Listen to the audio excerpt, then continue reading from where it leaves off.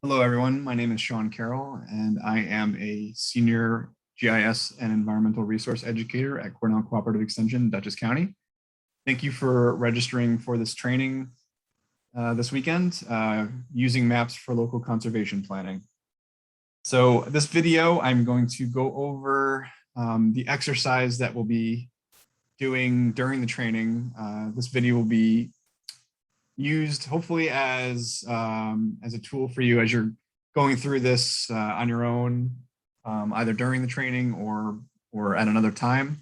And hopefully it will be a good tool and resource for you going through this checklist, which we will provide for you, and how to kind of use these three tools that we're covering today to run through this checklist, where to find everything, so that hopefully if you do decide to use this checklist for your own municipal work, that this video will be a useful tool for you.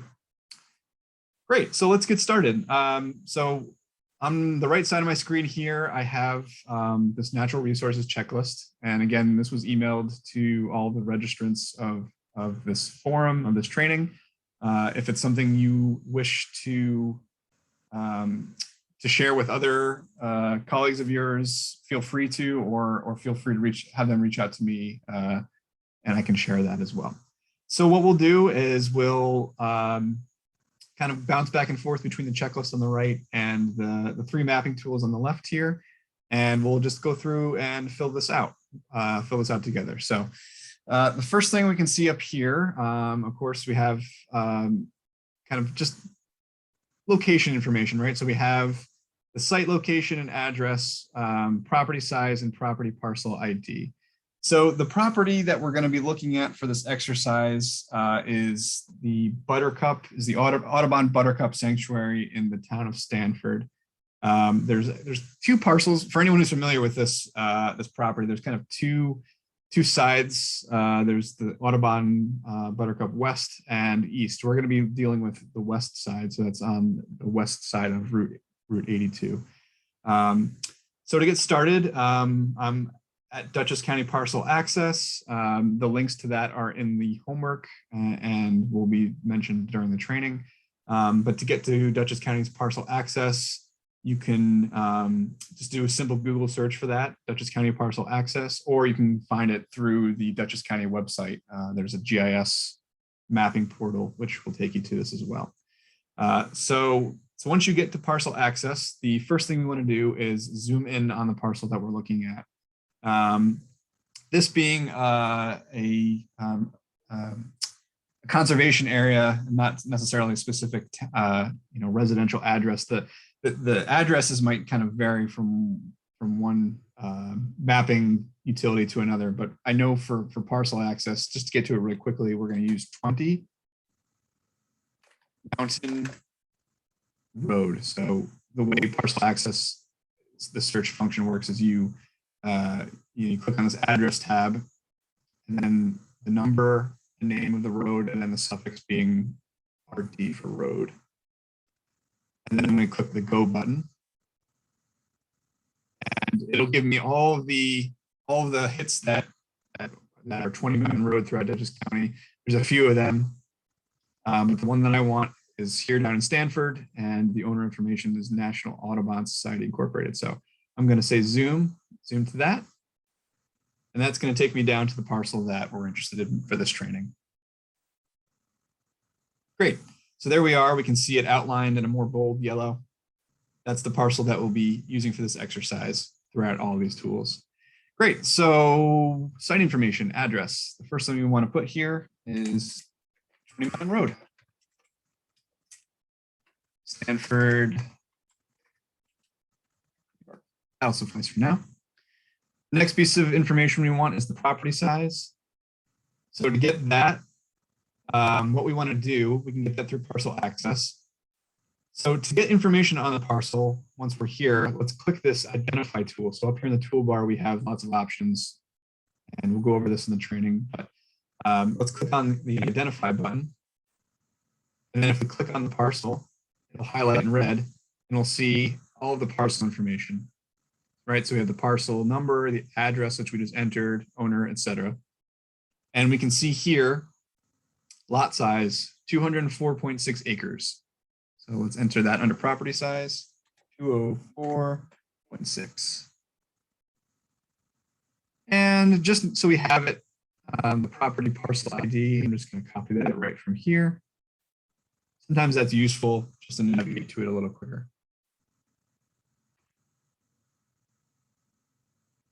Great. Now we have the address, property size, and parcel ID listed in the checklist. Great. So on to the next component of the checklist. And for this, we will transition over to the Hudson Valley Natural Resource Mapper.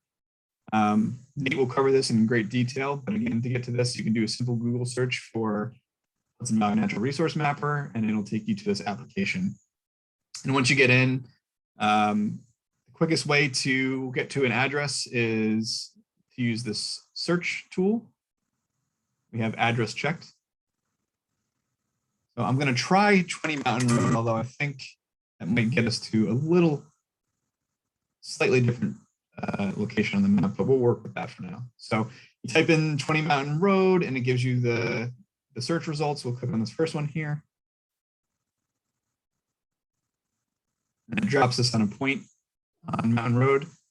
And at this point, this might be kind of tough to decipher, right? Where's the parcel boundaries? So what we want to do is go down here on the left side on this toolbar, and we want to click on this very last toolbar categories that says reference layers.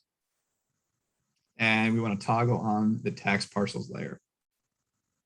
And now we can see in the orange lines the same tax parcels that we saw in parcel access. And we can see that that point dropped us just a little bit off of where we want to be. I think 24 or 25 Mountain Road in this situation would have been more appropriate. But again, those address points are not necessarily the most accurate for this parcel here. So anyway, if I zoom out a little bit, we can see, it might be tough to see here, but this parcel here, now highlighted in blue that I clicked on it, that's what we're looking for. That's our Audubon Buttercup parcel that we're looking at. So now we're where we want to be on this map as well. So what we want to do is, now that we have the parcel kind of identified and brought into the right extent on the map viewer, is we'll run through the checklist and go through some of these layers, and we'll identify whether there are those natural resource features either found on the property, adjacent to the property, and then if there are some other kind of notes that we want to take, some other information that we think is important to note, we can note that here under the notes section. So let's get started. The first thing we want to look at is streams. So again, Nate will explain this, but the way all these layers are laid out on the mapper, they're under these kind of umbrellaed categories of layers. So we want to click on stream and watershed layers. And we have several layers to choose from.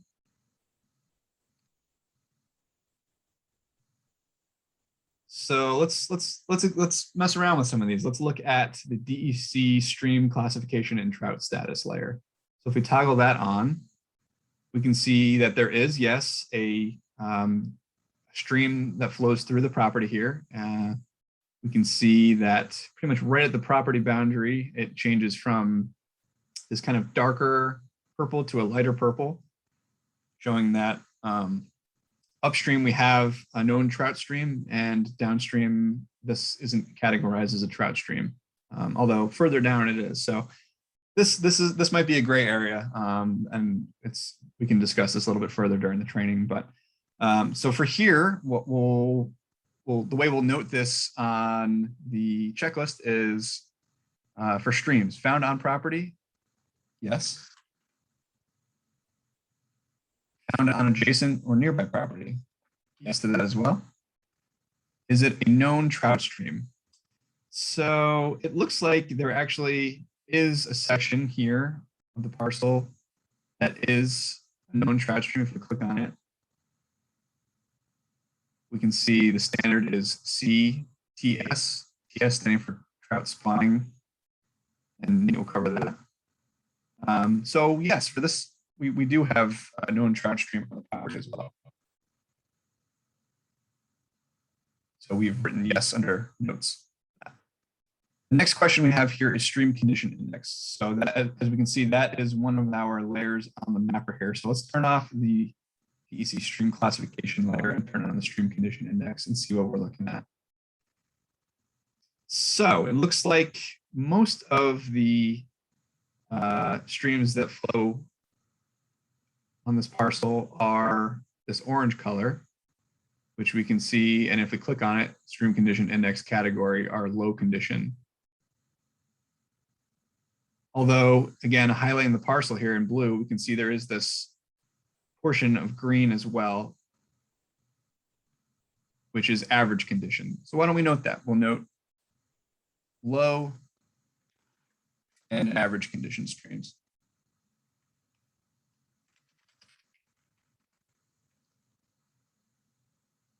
Okay.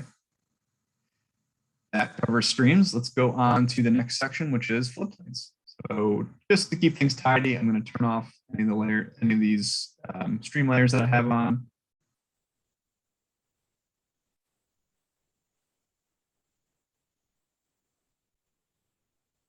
Close out of that pop-up. And I am going to check out the FEMA flood hazard zones layer. So this is still under the stream and watersheds tab, and I will turn that on.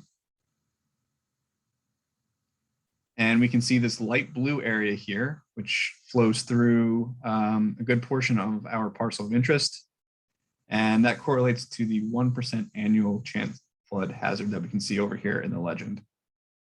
So floodplains, we will say yes. Or found on property, yes, of course, adjacent property as well. And yes, it is found in a FEMA flood hazard zone. So yes for that as well. So this other area up here under notes where it says riparian buffer areas, yes or no, that is another layer that we have to choose from. So once I have the FEMA layer off, I will scroll up again, still under the stream and watershed layers, and I will turn on this other layer that we're interested in looking at, which is the riparian buffer areas. And yes, we can see that there is indeed mapped riparian buffer areas on our parcel of interest. So I will say yes to that as well under the checklist. Great. On to wetlands. Turn this layer off. And I'm going to scroll down to this new tab called Wetlands Layers and expand that. And there we can see we have 3 layers. We have state-regulated freshwater wetlands, wetland soils, and national wetlands inventory wetlands. So those are all listed on our checklist. So we'll start going through those. First is state-regulated freshwater wetlands. We'll turn that on. Yes, we can see that there is. So yes, found on property. Yes, there is on adjacent property. The adjacent property is not always necessary. If it's found on the property, that's what we're interested in. But sometimes if it's not on the property, but it is on an adjacent property, that's worth noting. So sometimes we'll have no and yes, and that's more important. But we'll still record it as yes and adjacent as well. So it asks for acreage of that wetland, right? So to find that, this is a little tricky on this mapper. It's not always intuitive. So to find that, we'll click on the polygon that we're interested in. And we can see that the first thing that shows up is a pop-up of the parcel layer. But to get to the information we want, we have to toggle over to the next layer below. And there we can see the wetland information. So we can see the wetland ID, the class, and the acreage. So we can see this is a rather large wetland. It's 1,192.1 acres. So we'll be as accurate and precise as we can. 1,192.10 acres. Great.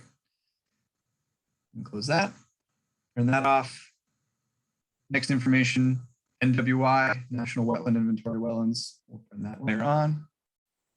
And we can see we have a whole host of fun stuff going on here. We have what looks to be freshwater forested / shrub wetland, so swamp in this dark green.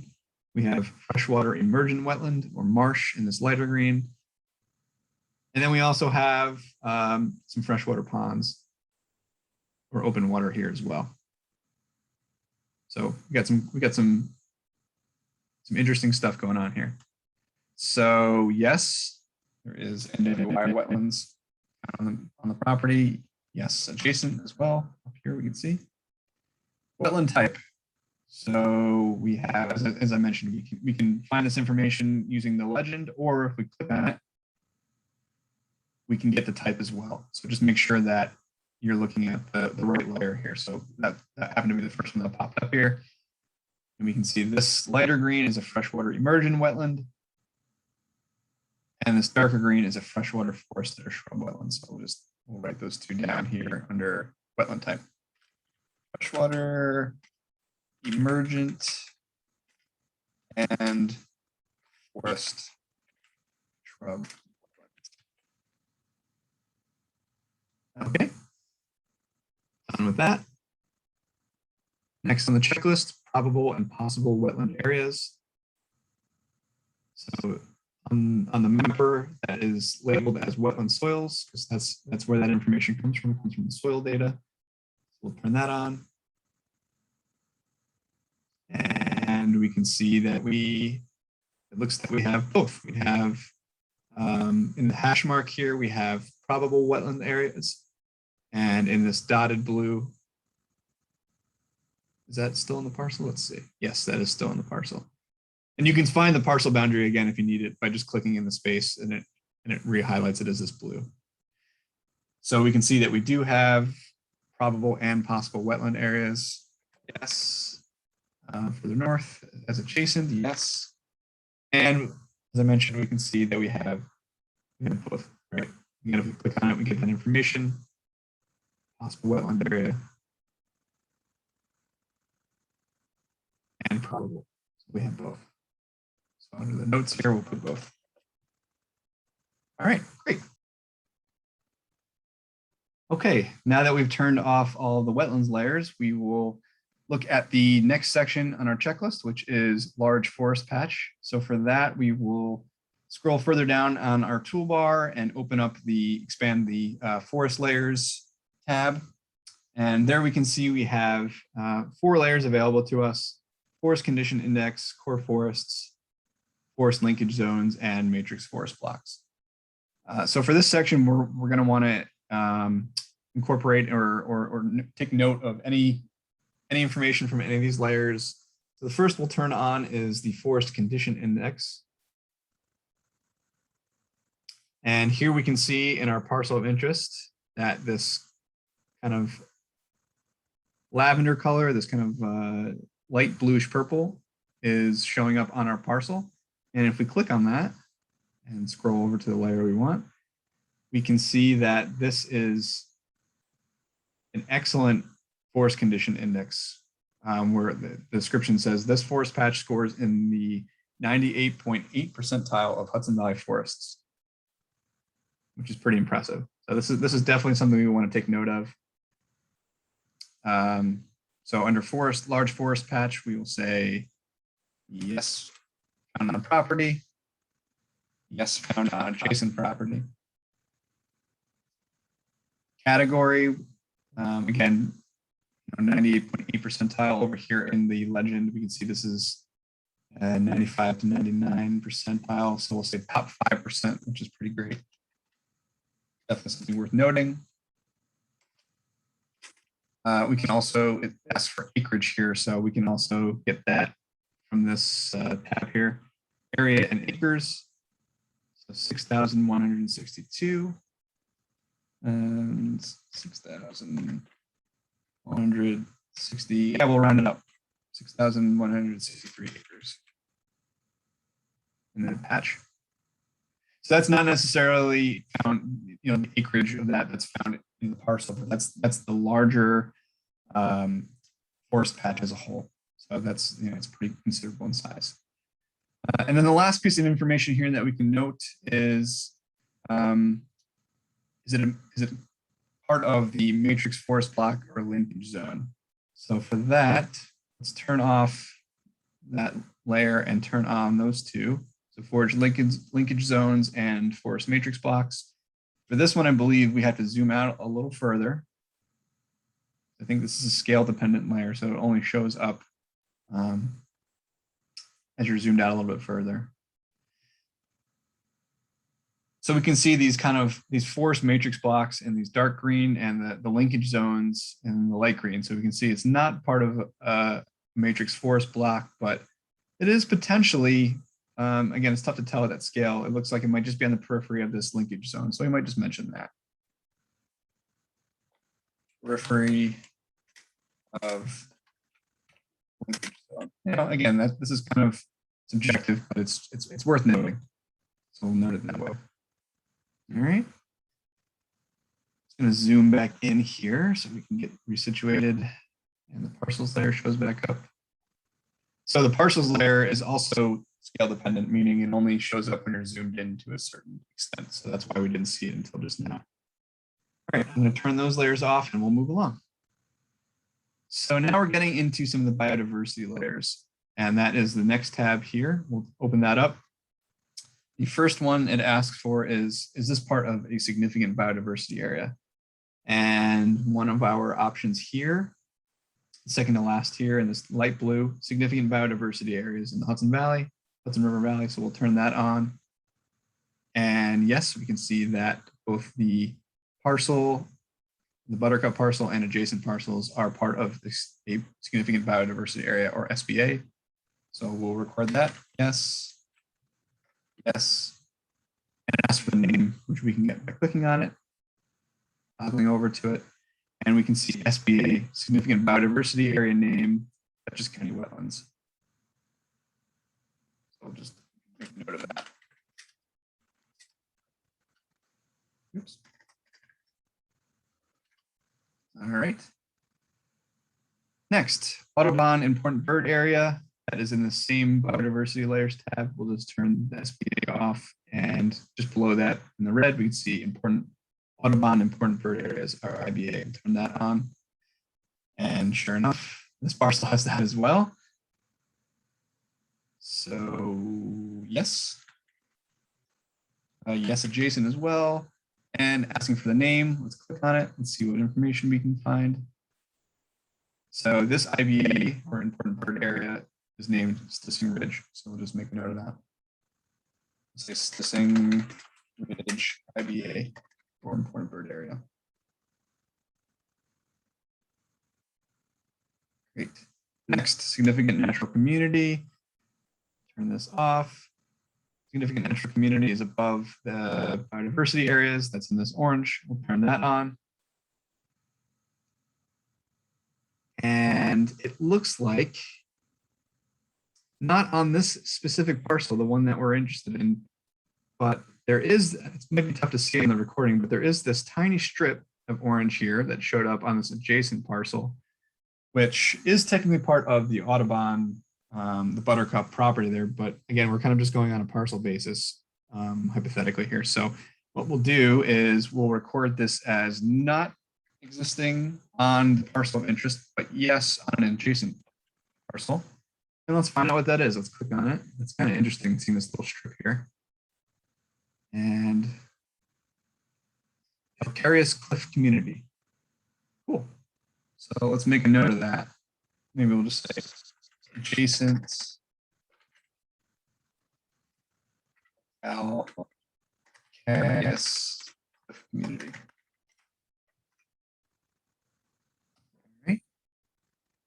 And then the last one under this category is important area for rare plants or animals. So let's check those two out. Turn off the significant natural communities. And so we have a few different important area layers here. We have for rare aquatic animals, rare plants, rare wetland animals, rare terrestrial animals, bat foraging area, all these. So let's take a look at them all real quick. We'll just toggle them all on and make note of anything that we see that's of interest.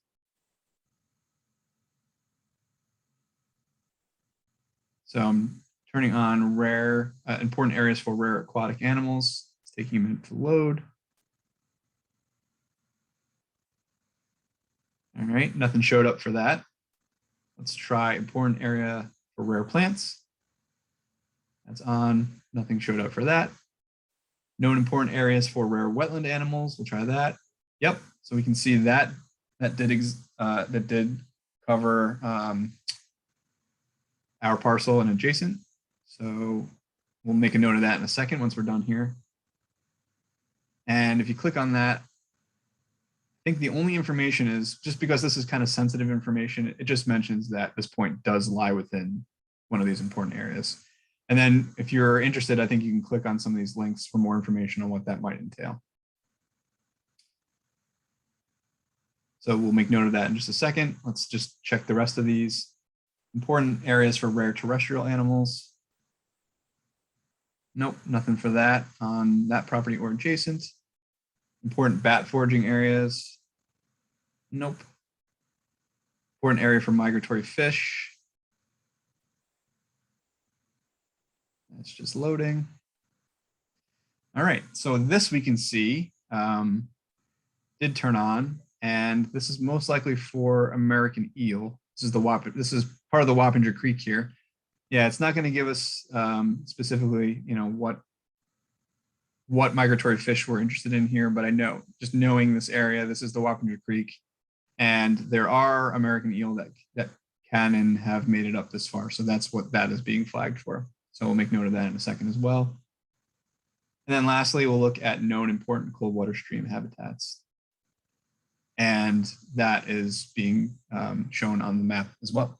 So let's make note of that on our checklist. Yes, on the property, and yes, adjacent. And we'll just make note here what types, so rare wetland animals, migratory fish, and cold water stream habitat.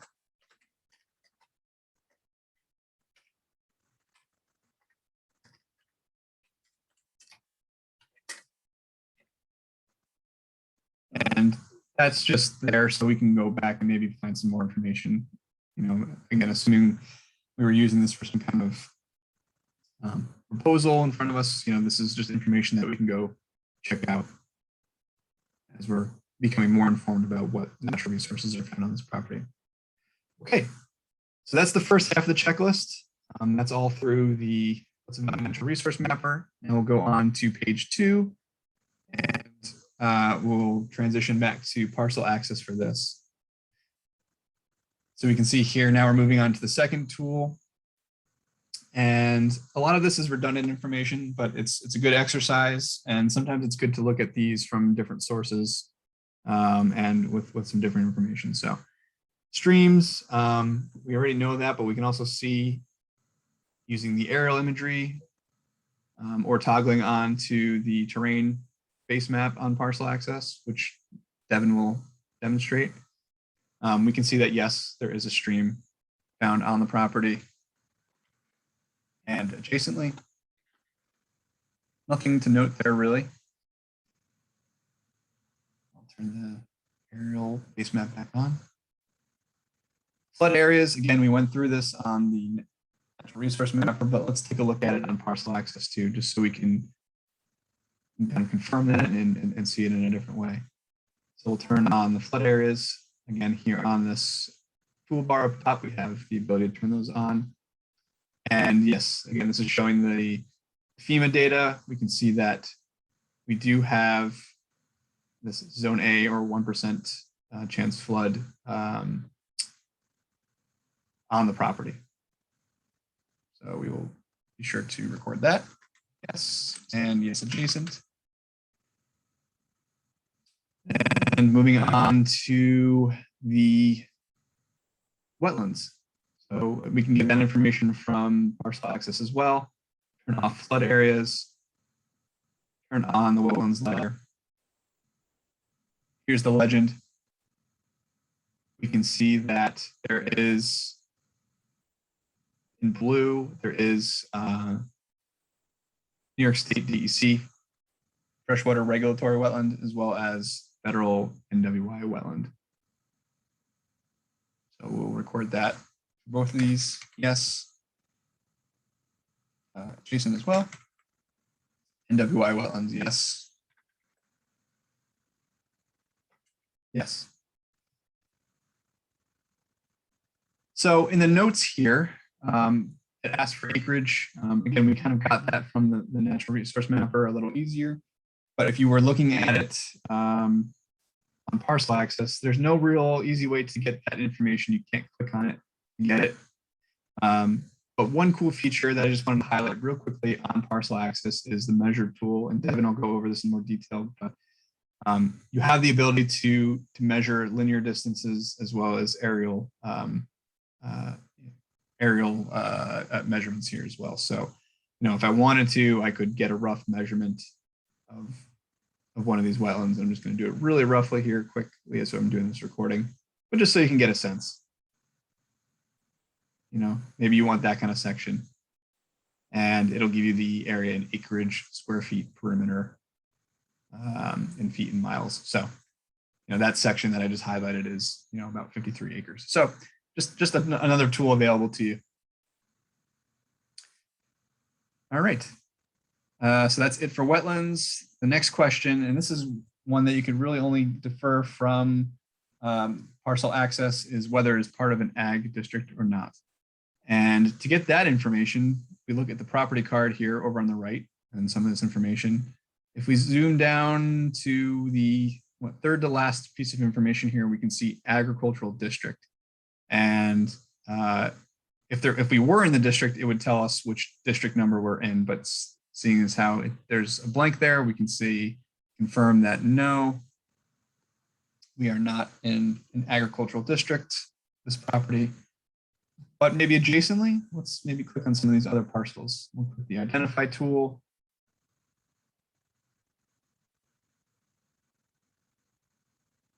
That one's not. That one is. So there is an adjacent property that is in an ag district. We can see this one is in District 21. So maybe we'll just make a note of that. Adjacent. Yes. District 21. Adjacent.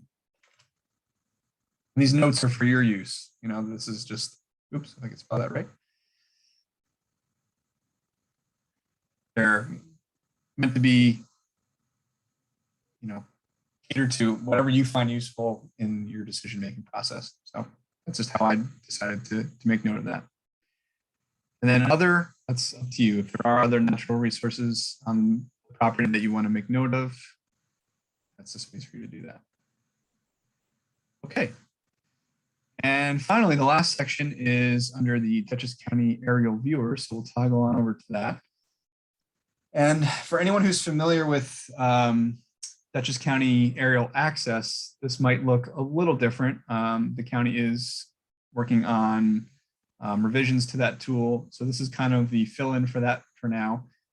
Aerial access had the kind of famous slider that allowed you to zoom back and forth between different years of aerial photography, which is really neat. So, but for right now, you have the ability to just choose which aerial imagery year and type you want. So the utility of this tool is going back in time and looking at how land use has changed over time.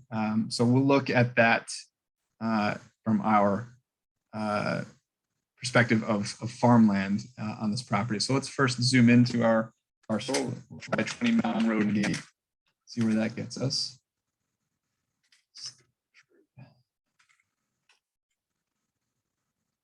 That's not working.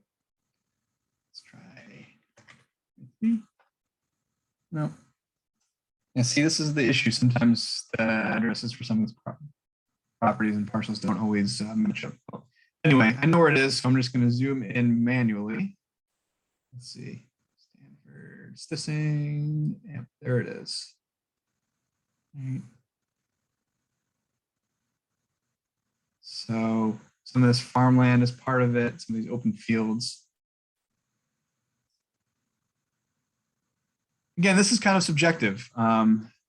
We know that this is an Audubon area, so it's a wildlife refuge. But I believe they do some active farming on here. I think it's in some hay production, so they might lease it out for that. We can see there are some agricultural fields on here.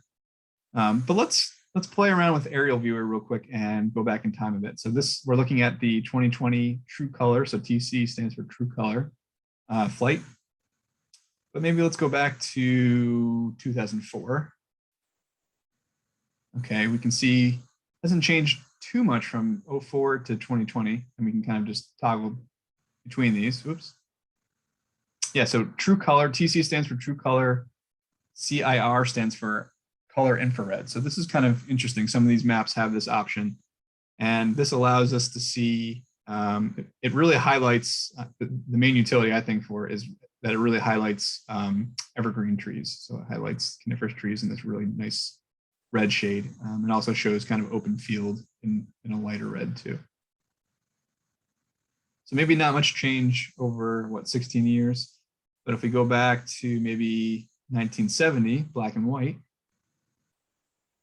we can see, it's tough to see in this detail, but we can see, there definitely was some farming going on here as well from 1970. Let's take a look at 55. Yep. Similarly then.